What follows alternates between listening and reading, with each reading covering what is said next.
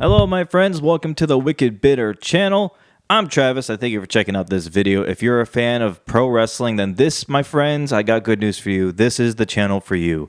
If you don't mind just giving this channel a sub, giving it a like, commenting on it. I mean, hey, we're all here because we all love pro wrestling. We all want to talk pro wrestling with other pro wrestling fans, and that's exactly what happens on this channel, so you will not regret subscribing to this channel. We're going to keep this one short and sweet today. I mean, we had a cool pay-per-view. I thought it was pretty cool. The Clash at the Castle pay-per-view. I just finished watching it. I wanted to hop on here to talk to you all because, by the way, if you came to YouTube because you knew that I'm going to put out a reaction video to what happened at WWE's PLE, the Clash at the Castle in Scotland, then hey, props to you. I appreciate you. You know I make these videos after every PLE. We're always here. We talk about it. We get involved in the comments. That's exactly what I love about this channel. So I appreciate you if you knew that this was coming. And if you're somebody who didn't know it's coming, now you know it's coming. Every time there's a PLE or a Raw or a SmackDown, we're talking about it. So Clash at the Castle didn't have too many matches. It only had like five matches, I think it was. And I had a predictions video, and I'm feeling pretty good about it because I wasn't far off on a lot of what I was predicting in that video, to be honest with you. I mean, I think the only thing I really got mixed up was the order of matches. I think I said that Drew McIntyre would go first, but he ended up going last. So it's pretty much the main event and what I said the first match was going to be kind of swapped. But everything else, hey, I was on point. This is another reason why you have to follow this channel. You have to subscribe to this channel because sometimes your boy knows what he's talking about. Cody Rhodes and AJ Styles had another good match, man. And good is an understatement. They had a great match, a really great match for an I Quit match. And of course, the whole match, you get all of the funny, like awkward, like mic up to the mouth, and they're just like, no.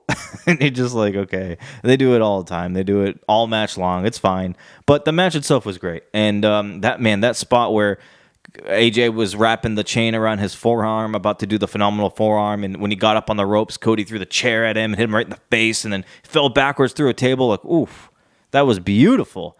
What a great match that was. What I really enjoyed at the end of the match was when Cody went up to the ramp area, the stage area, and you just see Solo Sikoa walking behind him, just like kind of clapping and stuff.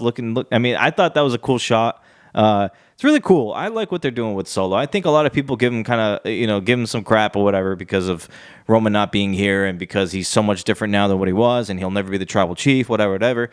Don't expect him to be. It's never going to be that way. Just like you can't expect Cody Rhodes to have an as interesting story as he did when he chased Roman Reigns for the title. You can't expect Cody Rhodes to have an as interesting title reign as Roman Reigns did.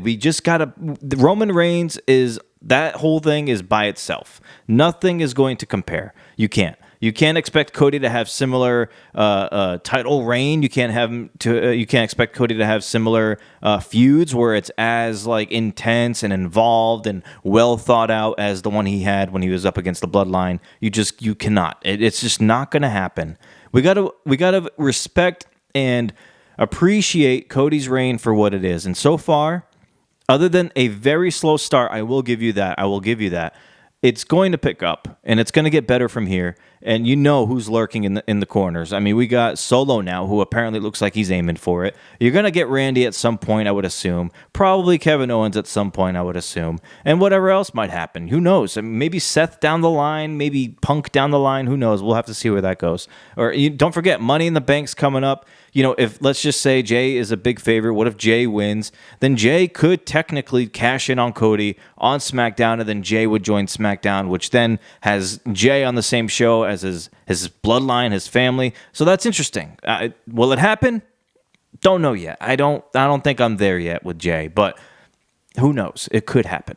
I wanted to get into the Triple Threat Women's Tag Team match. Now, look, overall, it was okay, I felt like. And, you know, I had Alba Fire and Isla Dawn walking away with this match, winning. I had them pinning Zoe Stark, so I was off by one teammate. But because the way I viewed it was, I didn't think Piper Niven was winning. I didn't think Drew McIntyre was winning. And I think WWE didn't want to go to Scotland and give nobody, like everybody in Scotland, not give them at least one of their homegrown winning. So that's why I thought of Isla Dawn and Alba Fire. I thought they were the most likely to walk away with a win and a title in their home country.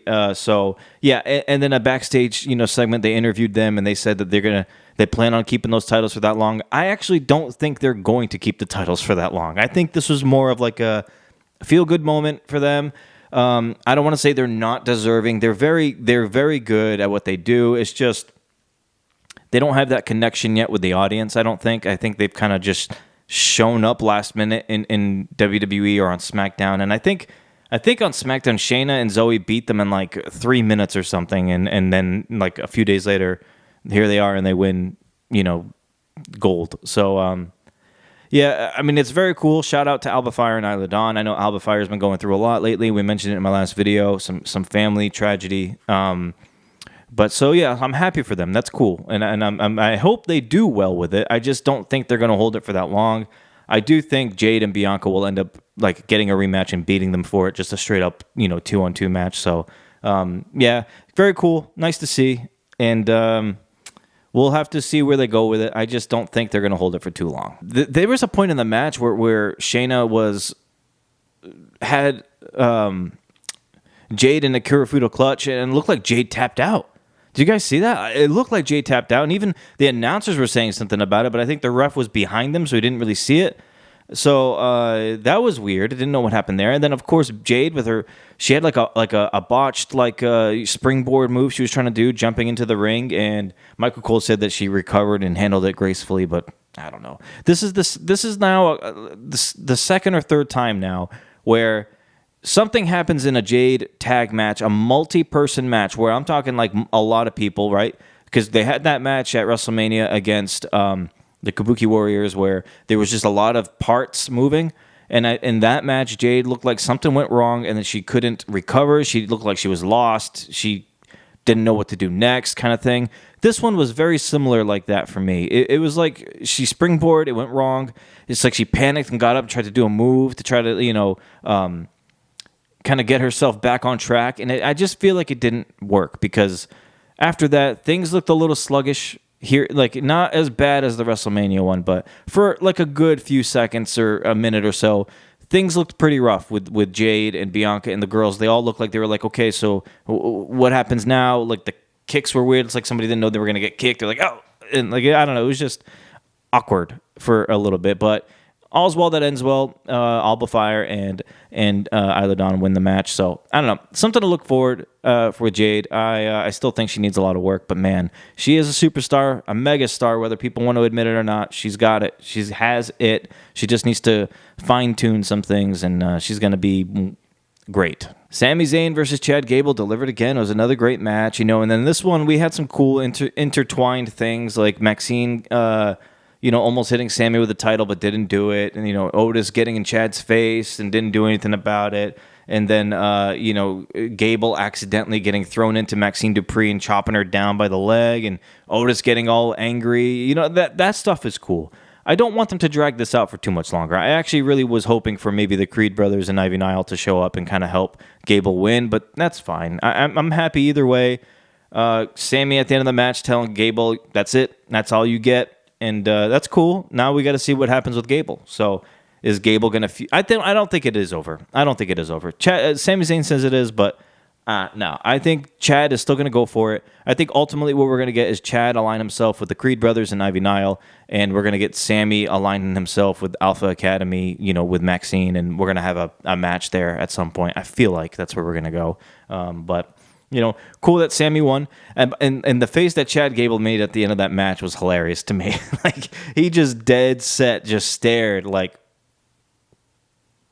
the whole time for like a good 5 minutes. And the camera kept cutting back to him. And I was just like, wow, this guy is not changing his expression at all. He is dead set. And I like that. I thought it was pretty funny. Gable, as a heel right now, is doing his best work, in my opinion. He's... the way he tenses up and he grinds his teeth when he talks to the Alpha Academy, that I love that stuff. That's good character development for me, and I don't know. I feel like we have a lot there in the tank for Gable as a heel, and I can't wait to see what happens. I think it's going to elevate his career, to be honest. And I heard rumors that he re-signed. Don't know if it's true or not. He might have, and if he did, I think it's a good idea on his part, and I think it's a good idea on WWE's part, because I think they do have some gold here with Chad Gable, especially if he can get over Otis. And I say that as if Otis is not already over. He is, but I'm just saying, like, Otis is going to come out of this feud with Gable as elevated, very, very elevated. So, yeah, that's great. I can't wait to see what they do with Gable, but for now, I don't think it's over with him and Sami. We got the crowd booing Bayley during Bayley and Piper's match. Now, there's not a lot to talk about in this match. It was a good match. I think Piper won over some people. I think some people didn't really know how good Piper could actually be. Piper's really good. And I think it's going to do good for her. And I actually think she might have a good baby face turn coming soon. Maybe she'll turn on Chelsea at some point. I think Piper is just a very likable superstar, honestly. Like, I think she could do well as a heel, and she's kind of been that for a good chunk. I think people would get behind Piper. I think people would really cheer for her, and I think that's coming at some point, maybe sooner than later. I mean, you get Piper as a face, it kind of helps out the division a little bit, because we got some pretty strong looking heels on SmackDown. So I think Piper going face soon would be cool. But they had a good match, Bayley and Piper. Bayley ends up with the win. Solid. I mean, I don't know. There's not too much to talk about. Nothing crazy. The Chelsea Green getting kicked out and then returning in a Rey Mysterio or like a lucha mask was really funny. I liked it because she's perfect for that. She handles that so well, and she knows her character, man. She can deliver. So yeah, I liked all of it. It was great, and yeah, I'm gonna leave it at that, because I mean, I wasn't blown away, but I didn't hate it. I definitely didn't hate it. It was a good match. Everything was great. Now for the main event, scary moment where Davey and Priest looked like he legitimately got caught up on the ropes with his foot. Don't know how legit it was, but if it wasn't legit, they made it actually look pretty good. So yeah, that was cool. Shout out to Drew, kind of looking like he was kind of supporting him a little bit there. Class. Drew McIntyre is just, man, everything you would want in a superstar. That guy's got it. So. Good match. Great match. I actually had a feeling, too, that Punk was going to come out and interfere or cost him the match. What I didn't expect was for Punk to show up in a referee shirt and do a count. And the way they did that was perfect. But I will admit, the original referee who got bumped off the apron, my God, did that dude go flying. He got hit, and you could just see him, like, take off. That dude flew. He jumped the hell off that apron. That was pretty funny. But while that referee was knocked out, Drew went for a cover after hitting a Claymore, and out comes... I mean, it was cool. The way they shot it was perfect. You just get the angle of the referee sliding in front of the camera and doing the count, and I'm like, I know that person's hair.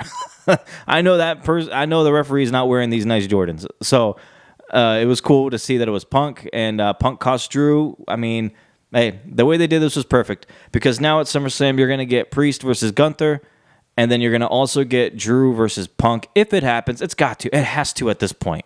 I think Punk's good to go. Drew is good to go.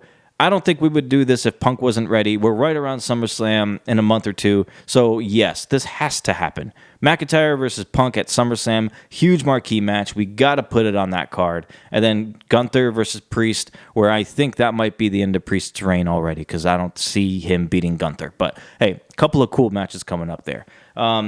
Monday Night Raw is going to be one to watch, because this is the one where I really believe, and I know I've said this before, but all signs and all clues now show that the Wyatt faction, Uncle Howdy faction, it seems like they're going to show up on Raw. Don't know. We could be wrong again. We could think that maybe it's another clue. Who knows? I don't think it'll be another clue. I think this is it. So we're going to get that most likely, and then we're probably going to get more of Drew and Punk hype and build. So, hey, I appreciate every single person who watches this video, who supports the channel. If you haven't subscribed to this channel, I ask that you please do. One thing I want to ask from you guys, comment down below how you would rate this show from 1 to 5. Give me your rating. That would be awesome to see. It'd be kind of cool to talk to you guys about that. Rate what you think this show was, and just leave a like. Likes are so important for these videos. I'm not going to lie to you guys. The more likes these video gets, the more it pops up on other people's main YouTube page when they get on YouTube, and it works even better for people who aren't subscribed to this channel, where now with all the likes, it helps push it to those people, and maybe those people who love pro wrestling can discover this channel and join all of us here, because this is a great community, and I just want this to keep growing and growing and growing. That is the goal for this channel. So yes, I appreciate you guys. Let's keep at this. Let's keep growing this channel. Comment down how you would rate the show, and anything else you would like to comment, please leave a like, subscribe to the channel, and we'll see you guys this week. Hey, if any of you are fathers, I'm sure there are, happy Father's Day to you if you celebrate it. You deserve a great day tomorrow. Take it off. Do whatever you got to do tomorrow. Just enjoy it. That day is for you, my friend. We'll meet again. We will yeet again next week with more videos. And until then, stay bitter.